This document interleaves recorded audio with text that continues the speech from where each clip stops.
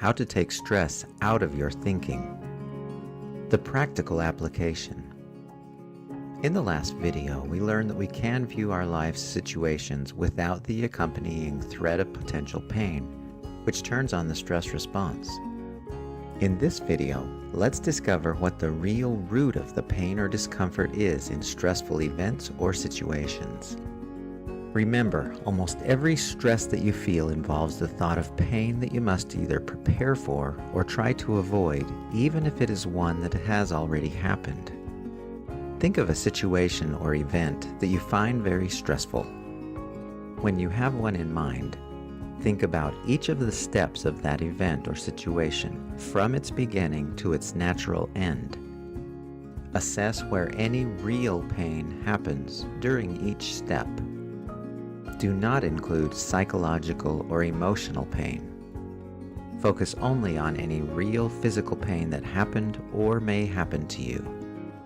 If you are thinking of a future event, follow it through to the imagined point where you feel there might be pain. For example, if you don't meet a deadline for an important project at work, what real pain have you imagined might happen? Follow this through to its logical end in your mind. What is your stressful event? What real pain has occurred, is occurring, or might occur? What steps will lead to the final real pain that you're trying to avoid? For example, if you don't complete the project, this may lead to getting reprimanded by your boss, which may lead to getting fired, which may lead to, well, who knows? Assess the likelihood that the final real pain that you imagined will really happen. For example, if the real pain of turning in a project later than its due date is losing your job, assess the true likelihood of that happening.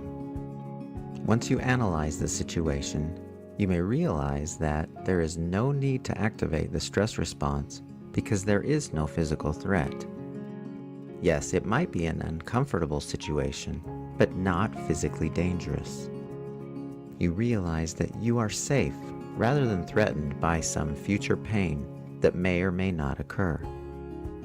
Yes, you still need to deal with the consequences of the late project, but you can do it without turning on the fight or flight response.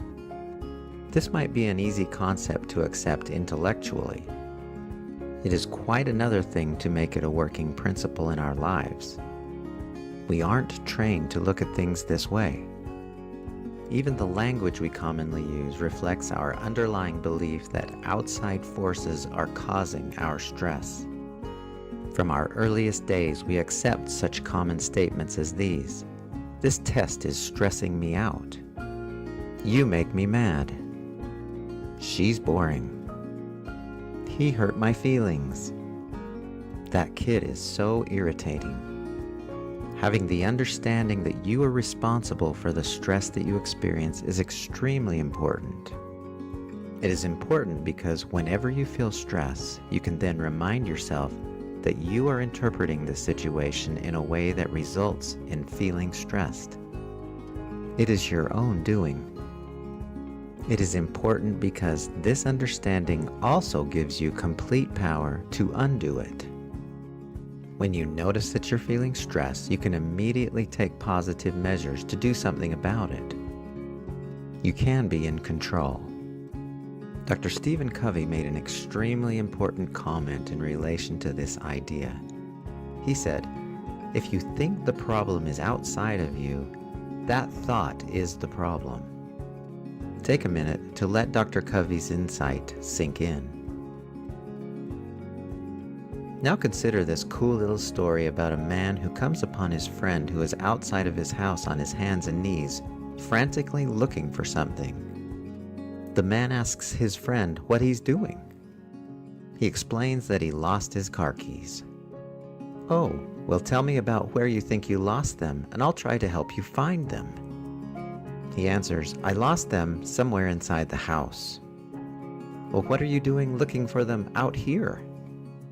His friend replies, "Because it's lighter out here."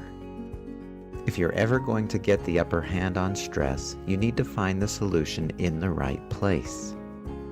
And it has very little to do with what is happening in your environment. Instead, it's how you think about things. After viewing these videos that accompany Workbook 1, you now know that stress is the activation of the fight or flight response, or stress response.